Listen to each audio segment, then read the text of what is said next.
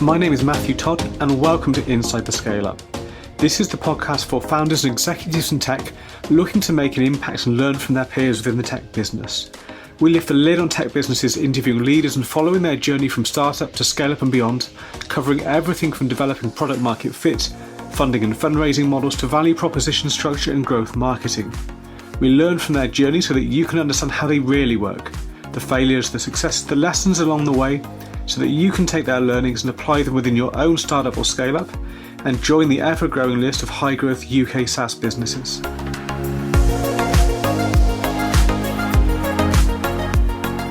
Hey, and welcome back to the podcast. Really pleased today to be joined by Juan Andrade from Rebank, founder of Rebank. Great to have you on the podcast today. Yeah, thanks for having me. No worries. Really looking forward to the conversation. We've talked a couple of times online. We also met at a SaaS conference as well and got a bit more background on the Rebank journey. But I'm really interested to learn more today, find out some of the developments that have been going on recently as well. So yeah, excited with this conversation. But do you want to kick things off by giving us a little bit of a brief intro about yourself and Rebank as well? Yeah, of course. So I started Rebank in 2018 with Simon, my co-founder. And I think what we realized back then was that international startups were just a little bit different under the hood than like your typical startup. And that created a lot of problems much earlier in a startup's life. So we wanted to start fixing those. We focused on how crappy banking interfaces were. And we essentially started with like building a better UI for all your banks. And that evolved to what we do now. Just on like the genesis of the company, it really was just when I first spent time in a finance team and I just realized how manual everything was. Yeah, I'm not an accountant, so I kind of looked at everything with a fresh pair of eyes, and I'm like, why are you doing that so manually? And yeah, I think that's how things started.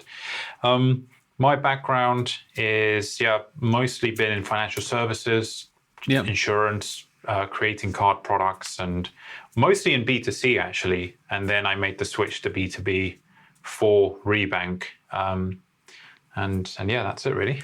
Yeah, no, interesting. So I guess seeing those frustrations then around that manual element of, dealing with international payments transactions and the like, why was that big enough, important enough? Why was there motivation for you to then actually try and starting to, build and validate a product around that?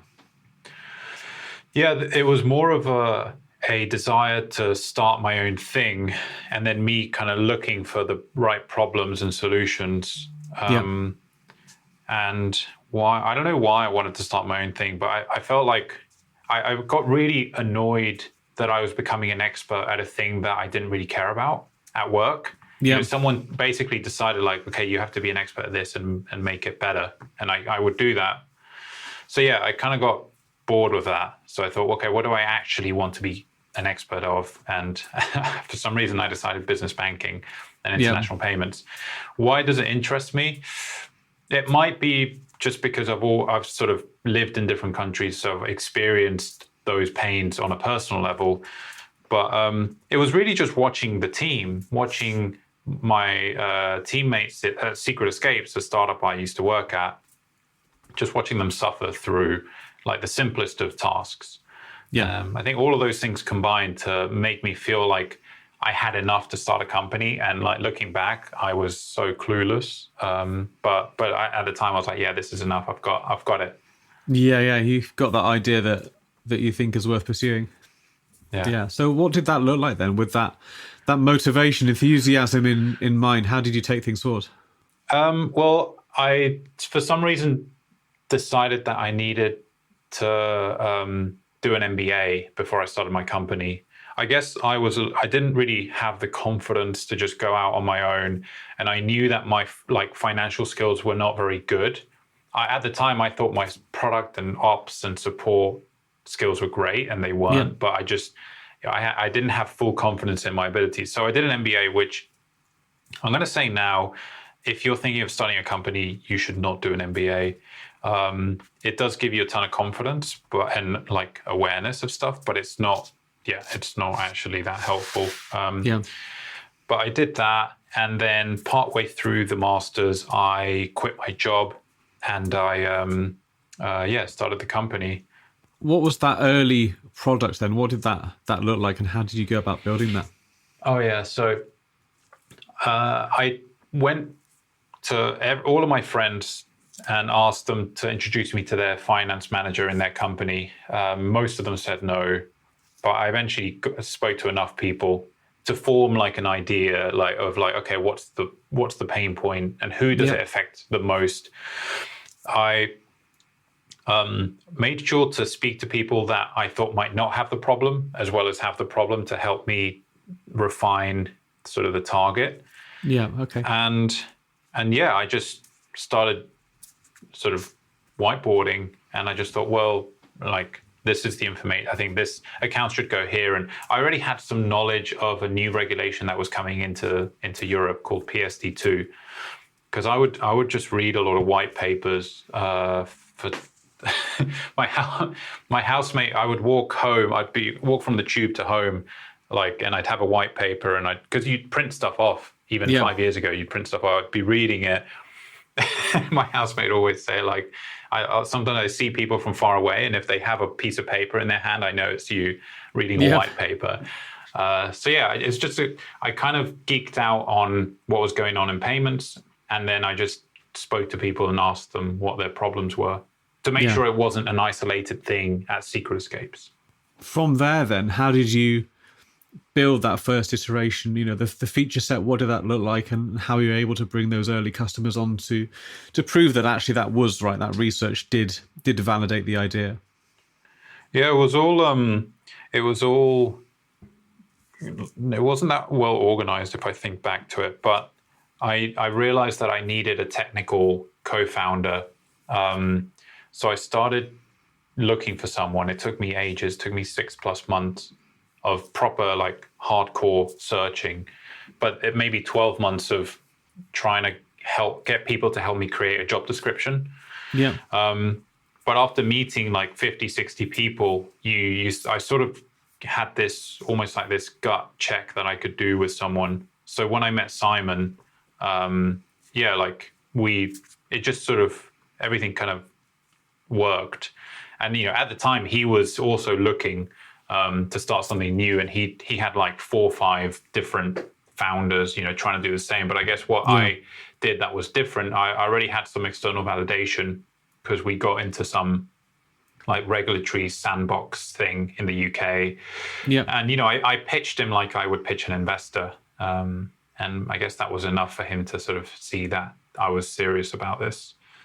But yeah, we started working together, and January 2018 was the first Git commit, the first sort of bit of code. And yeah, it was just me and him building. The first 6 months was all about getting licenses and regulations. I was still doing my master's, so I couldn't dedicate too much time. But then I graduated in July 18, and in November we got into YC.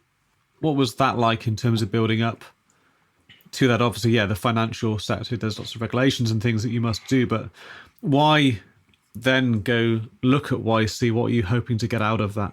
I'd already tried to pitch to investors and realized that was really hard. And I didn't know what I was doing.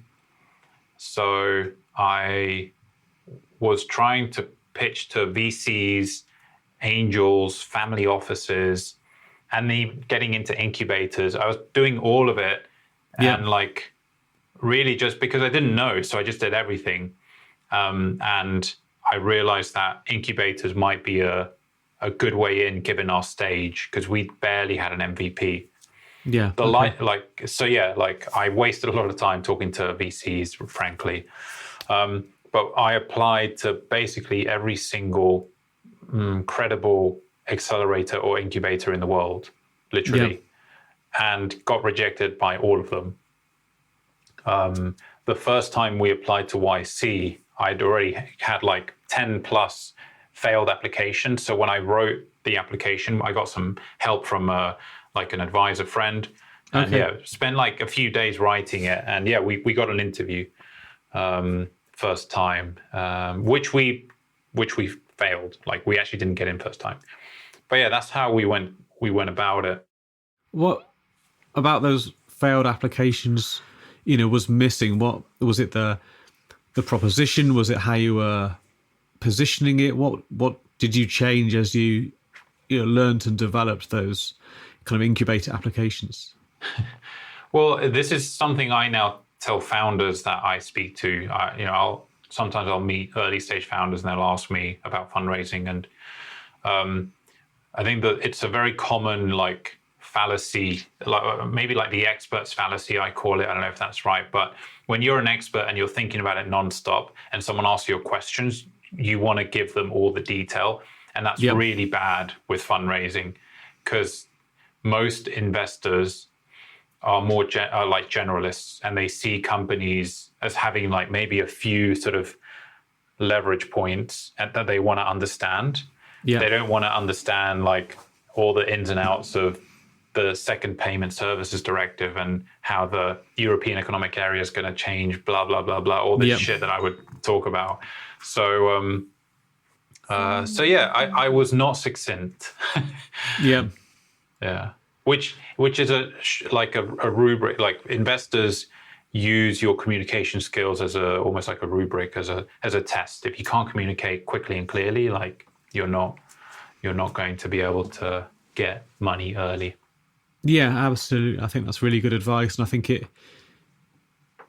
like you say, the unexperienced founders often feel like they need to give that detail to prove they know what they're talking about or see the opportunity, but that ability to take a step back and still put together a compelling pitch, or a more compelling pitch, something that will have more impact, there is definitely a skill to that kind of positioning. Yeah, it's a language. It's just a language that you need to pick up. There are terms that, the ways that people speak, that once you get it, then it changes for you.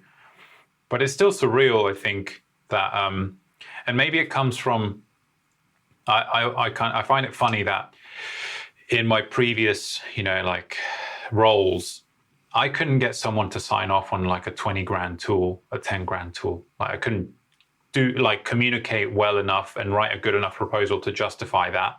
Yeah. But with a year plus of startup living, I can get someone to give me $2.8 million. And like, you think that you basically have to communicate like a corporate and you just have to do even more, but actually it's a completely different communication style when you want to raise 2.8 to justifying 20 grand for the tool that is going to save you 2 hours a week or something. Yeah, absolutely. So, I guess what was that YC process like then for people that will definitely be interested in hearing that? What did you come out of that with that you perhaps didn't enter with? YC were the first investors to give us hope. They were the first investors I spoke to that told us what we could become in the future. And up to that point, an investor's job is to sort of assess whether you're going to be a 10x investment. And there's no time for them to sort of think about the human behind that. So you get a lot of questions, and then they just ghost you. Whereas YC, they asked the questions, they were really tough on us. But when they selected us, they were like, we think they said that, well, what they said, I'll keep to myself, but like, they were like, we think you could do this. Yeah. So that was really, like I'll never forget that. Like, and the partner that said that to me, he's not at YC anymore, but like, I'm still in touch with him. We're still chatting. I was chatting to him yesterday for advice. But the main thing you get is structure, focus, and an insane amount of competitive spirit, really. And what that ends up doing is it just completely changes the trajectory of your company. No, I think that's really interesting and good for people to hear, because I've definitely seen, whether they've been to YC or similar, or not. I've definitely seen so many SaaS businesses flounder because they are thinking like far too small with too little confidence in their product, their business, but most likely themselves, really, as in terms of what they think their potential or ceiling could be. Yeah, when I sometimes I'll meet founders that are afraid of fundraising, and I think there are good reasons to not just jump in with any investor. Yeah. But if you ignore press, because that's never accurate, and if you look at if I look at like my founder sort of peer group, every single one of them is able to have a much bigger impact in their industry because they can fundraise and because they have supportive investors. So like it's a catalyst, fundraising is a catalyst. It's never bad unless you get into bed with the wrong people, I guess. Yeah. But yeah, people, yeah. Well, and going to the US as well, like you don't think big until you spend time with Americans. That's something that I had to like beat out of me, the sort of Northern European kind of style of thinking. It's a little bit reserved. Yeah. And do you think it is that kind of cultural reserved nature, or do you think it's kind of the geography, the sheer size and scale of things in the US as well, or a bit of both, perhaps? Well, I don't know for sure, but I feel like with business at least, well, you could, I don't know, I really don't know.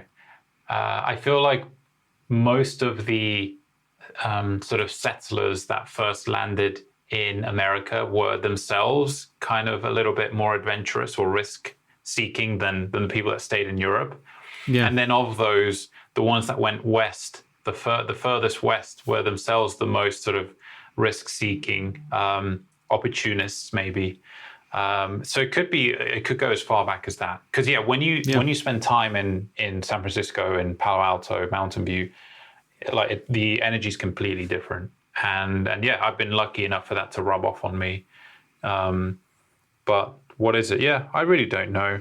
Like when it comes to company, like thinking big, the US market is huge. It's like, depending on the sector, it can be 5 to 10 times bigger than anything you would do in Europe. So you can afford to think much bigger. And the returns are bigger. So everyone is willing to take more risks. It kind of compounds because it's such a big market. No, absolutely. No, I think that's a really, really interesting perspective and definitely holds true with what I've seen going on. And yeah, I like what you said about that perspective of the right kind of investment being a catalyst. I think there definitely are the wrong types of investments. And again, perhaps that might be investments that are too small almost, that then put forward even more of that kind of small thinking, like here's a few tens of thousands or like 100K here, or those kind of smaller things that seem to come with more expectation, yet also less ambition at the same time. Yeah, but I think it's like the media that we consume that does influence us. Like when I started, I thought I'll get money to build a thing. Yeah. But what I realized now is that investors aren't going to put money in you just because you're articulate or whatever. Like they need proof points, they need traction. So so like going back to when I go back to London Business School and chat to students there, nearly every pitch is like, so we'll raise 500K to build the product and quit our jobs. Yeah. But no, that's not how it works. You need to prove to an investor that their 500K is going to return like at least 10x. And you're not going to do that whilst you're still at your cushy corporate job, just like pontificating about like what a startup might be like. So I think people have got it all wrong, but it's not their fault. It's just no one is teaching us the way that that they're teaching them in the US. Yeah, that's really interesting. I think in terms of the right kind of investments, as you say, of course, they will need to see those signals, those indicators that as a business it is going to work. They want to see the likelihood that they are going to get that kind of return on their investment. They have to in order to make that model work in the first place. So, for Rebank then, what were some of the things that you managed to achieve to demonstrate traction that enabled you then to go on and fundraise? When you're early on, good investors invest in the team and the market and, whatever traction you have in the early days.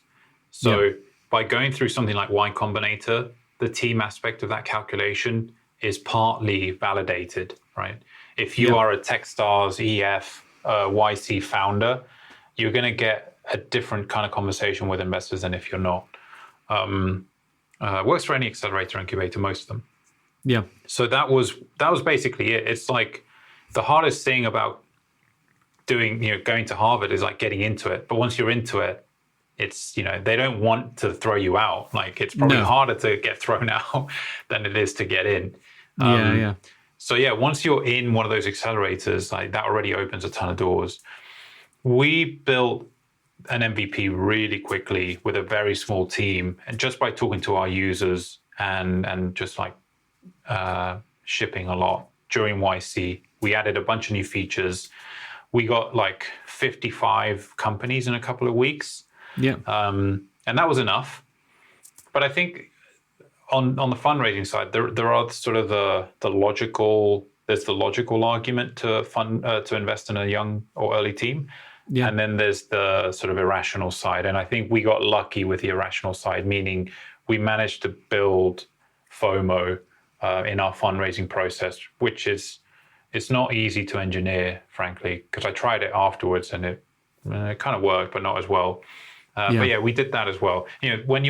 When like someone is thinking about putting in 2 million plus into you, they don't do it rationally. There's always like an irrational element to that decision. So you need to feed that part of their brain as well, which we did. Yeah, I see. So that kind of fear of missing out definitely played into part of closing those rounds then. Yeah. And also it helped that it was crazy times. Now like you can't raise for shit. It was so hard to fundraise now. The bar is just way higher. So 2019 was good. Not as good as 21, but 2019 was good. Yeah. So bring us up to speed then on where Rebank is at the moment. How has it grown since you started getting that those first signs of traction, investment, first groups of customers on board? Yeah. For the first 12 or so months, very little happened. We kept the team small. We were doing a lot of research, just trying to discover like the right path for us to build the product. Because we wanted to do something different where we aggregated your banks, but also let you move money. Yeah. And no one was doing that. So we thought, okay, let's spend some time researching. So the first year, very little. Then 21, leading into 22, we started growing. And the growth really accelerated end of 21 towards 22, so in the last year, we grew our revenue 10x. Our usage, so how much money our customers send through us, went from basically like under $1 million to 10 million plus per month. Okay. So we had a huge 12, 18 months recently. Yeah. And I used that to raise again a small seed extension, but like after doing that, I started thinking and planning for 2023, and that's where we've actually made some changes. Yeah, and before we get into those changes, just so people understand kind of how the business works, from kind of revenue perspective. Am I right in saying that it's largely based on transaction fees for moving that money, or are there other kind of elements to how you charge? Yeah, there are two parts. So, to clarify, companies use Rebank to send money abroad, to pay for things internationally, and to connect their international banks into one dashboard. Yeah. So if you're a founder that has entities in the US and another country, Rebank is perfect for you. The way we make money is by charging a subscription and by usage fees, by your payment volume fees, which we charge. Like what we charge is you still save money versus wise, and even up to 90% versus your banks. Wow. Because your banks will charge you maybe up to 5% for a foreign transaction fee. Yeah. We charge you, like 30 basis points, right? So way, way less. Yeah, those fees can definitely surprise a lot of people trying to deal with international payments, whether it's goods, services, people, whatever it may be. Mm-hmm. Yeah, exactly. And COVID helped. With COVID, more and more companies went international. More and more companies started as international by default because they had employees in different countries, contractors, and so on. Yeah. Yeah, I guess then when it comes to the changes you alluded to, then it seems like that was all going very well, some pretty decent growth, and as you say, kind of accelerated by some of the changes in working patterns as well. So what were some of the maybe challenges then that you started to see towards the end of last year? Yeah, so after I'd finished fundraising, and actually whilst it was going on, like we used December almost like to sharpen our swords, right? We looked at what was the makeup of our revenue, who are our high value customers, what's common about them and not. And that was all going on whilst I was just wrapping up fundraising, then wrapped up, and we looked at the data. And the first question I asked myself was, we grew 10x. I want to grow 10x in 23. Yeah. Like, do I think I can do that? Just as a gut check, do I think I can do that? And my answer was no, because we worked insane like hours, doing like 3 jobs, 3 roles each to get to 10x. Yeah. We worked so hard just for like a $100 subscription a month. Yeah. And the data that came back was telling me that most of our customers were really interested in this little add-on that we created. So I started digging into that. But yeah, that's basically it. I just asked myself, like, do I think based on the last year that we've had that we can grow 10x and keep the team relatively stable, right? Yeah. But money is not cheap anymore. So assuming the team has to stay as it is, can we 10x? Absolutely not, was my answer. So was that cost of acquisition then, or was it just the lifetime value was, or I guess the relationship between the two, I suppose, it was too low? Yeah, it was. So our retention was really good. Once you start sending money, then like our retention is like 90% after 6 months, right? That was always great. The sales cycle, because we started moving further up into bigger companies, sales cycles were a bit longer. Yeah. And the requirements that these companies needed were a bit more complex. Okay. And like we had an engineering team of 2 basically. Wow. And we could just see that like the product was just growing beyond what 2-3 engineers could do. Yeah. And like it wasn't obvious that we could easily just hire 3 more engineers. But that helped. That constraint helped us think more clearly, because what we realized is that we'd essentially built 3 products, which is really, really bad. We made a strategic kind of faux pas early on where we weren't specific enough about which path, which sort of route we wanted to take or we wanted to focus on. So anyway, like all of this running through my head, and then looking at all of our revenue, actually most of our revenue comes from this little add-on. So we spent January just really going into validating 2 or 3 potentially new products. Okay. And yeah, that's what led us to this change that we've now made. Yeah, so that's interesting, and I think it's a level of kind of self-awareness and analytical perspective that I don't see as being, massively common, at least not as common as it should be. And I think it sounds like it comes from the ambition that you've got, rather than saying, oh yeah, stuff is kind of working, we can just keep things ticking along, incremental growth. Because you have a place that you're trying to get the business to, then you are doing that analysis, as you say, based on that gut feel of actually, is it does it make sense that I can get it to where I want to be, where things are at the moment? Yeah. And I didn't, in the early days, I didn't allow anyone to create budgets or forecasts. I was like, budgets are useless. Yeah. So it's because I've made those mistakes myself, and we started doing budgets, and I realized, oh God, like it's so clear now when we're having a good month and not a good month. Yeah. So yeah, of course, it was that. You know, if you're in venture, you need to hold yourself to a high bar in terms of your growth. Like if you're not growing, just don't. If you don't want to grow your company very quickly, don't get venture backed, and that's fine. Yeah. That's fine. But yeah, it was that. It was, and maybe one more thing is that like I spent maybe 6 months fundraising in 2022 because it was so hard. I failed the first time to raise anything, so I took a pause. We were doing really, really well, and then once we got to a point, I was like, okay, we should have the metrics now. There's a lot of things that happen there, but essentially, like I had pitched to like another 100 investors, and I already pitched to maybe 100 plus.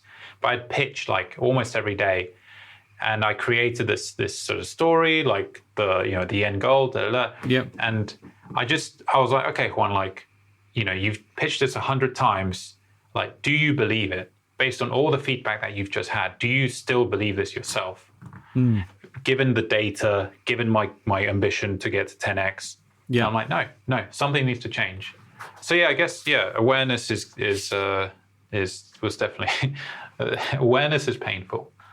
Yeah, and I guess you're always balancing the conviction and confidence that you held previously and the rejections that you had before, knowing that sometimes actually you do need to just persevere and push through that, but also other times you need to adjust either how you're presenting it, as you talked about before, or indeed what you're presenting.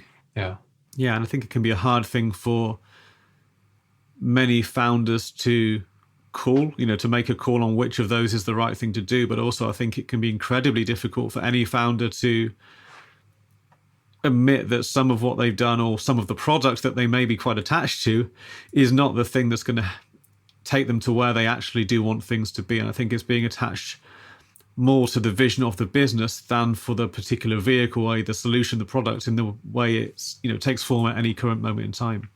Yeah. If I could speak to the sort of early founder, Juan, I would shake him and say, like, even though you think you're not wedded to your idea, you really are. And you need to stop that because it's going to hurt you. And you can't blame us. Like, you have no frame of reference for what it means to be wedded to an idea. Like, because I was like, no, I'm not. I'm looking at the numbers. I'm looking at the data. But it wasn't quite true. So yeah, it's hard. There's a lot of things. You think you're being customer focused, but then someone shows you how you're not, and you think you're being objective with like the value proposition, and then someone shows you you're not. So I guess as long as you're always willing to look for that feedback and take it in, then you will kind of snap out of all of that. You kind of protect yourself, maybe. I don't know.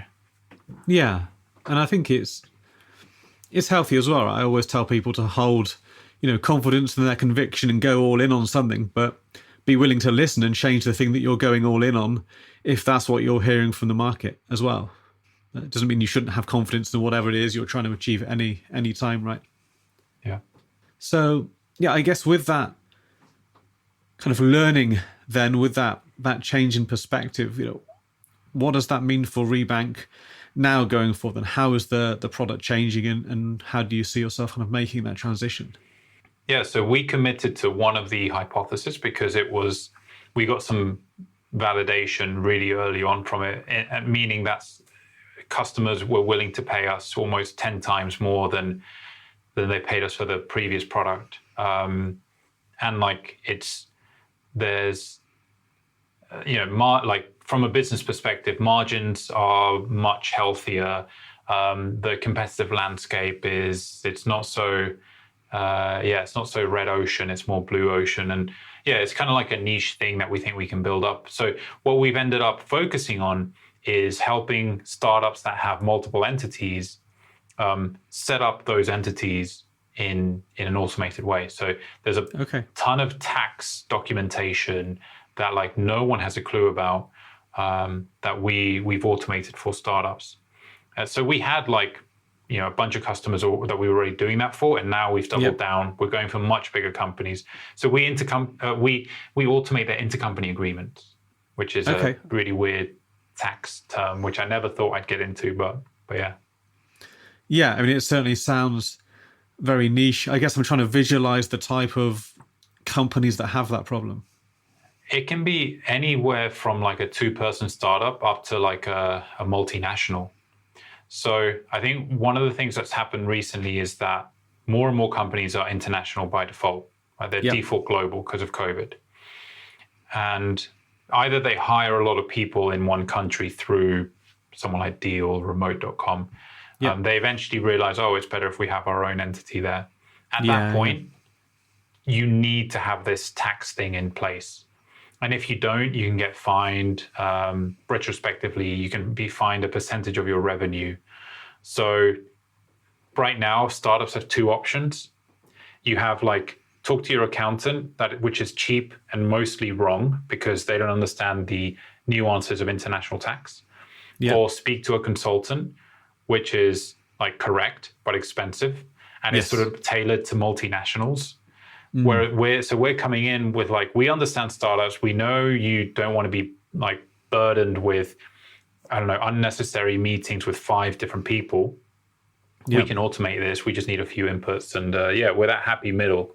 No, that sounds fascinating. It really does. Oh yeah, global tax. Global tax is it can be fascinating but like you kind of have to think about it the other way. It's so boring and unnecessary that to solve it for everyone, that's exciting. But actually exactly, doing it, I don't mean that international tax is exciting. I don't think any form of tax is exciting in any way, shape, or form. But I think the opportunity and the need for what you're describing is very exciting because, as you say, I think more and more companies are international by default. And as you say, with a lot of startups, I know from my own businesses as well as from people that we advise that you always start off on the freelancer, the contractor route, and maybe you'll go to some of those agencies that are out there that help you put together remote teams and all the rest of it. But you soon realize that you do want your own people, and then it starts to get very complicated when you even try and scratch the surface of this area, which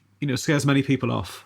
No, that sounds interesting. So where are you at now then in terms of bringing that vision to life?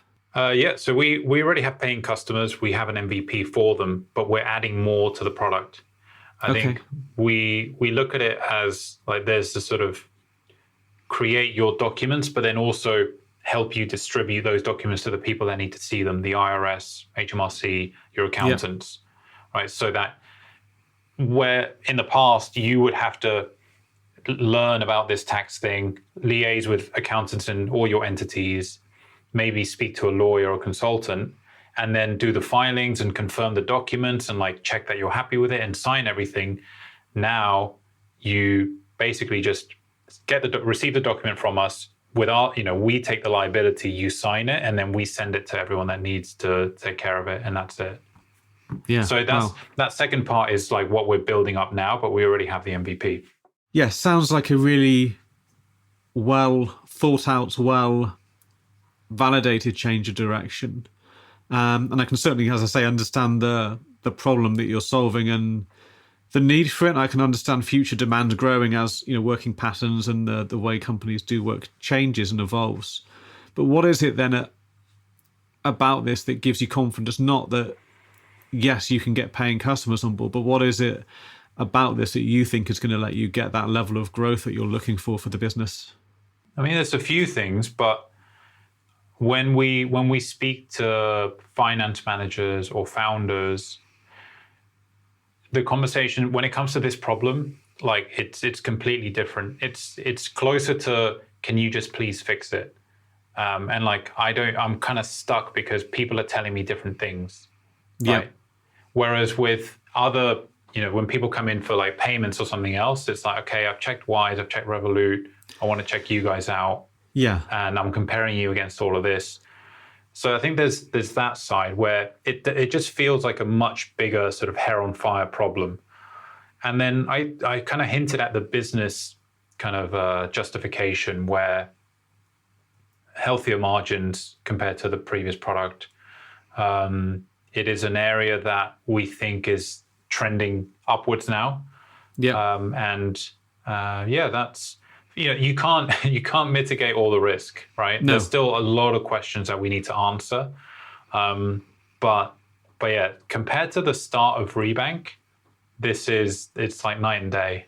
I can see that, and how you get to that conclusion. Because I think looking at, Rebank site, before and in discussions before as well, it seemed like, yeah, you were offering, something of value, but there was always that, cheaper than wise, cheaper than doing it via your bank. There's always that cheaper than, rather than, a genuinely unique solution to some, burning problems that have to be solved.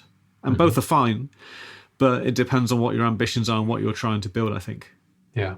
No, I think it's really interesting to hear that, and thank you for sharing that. And I think it's something that a lot of founders, should listen to and take away, and hopefully apply that kind of thinking to their own businesses in terms of, what problems are they really solving for customers.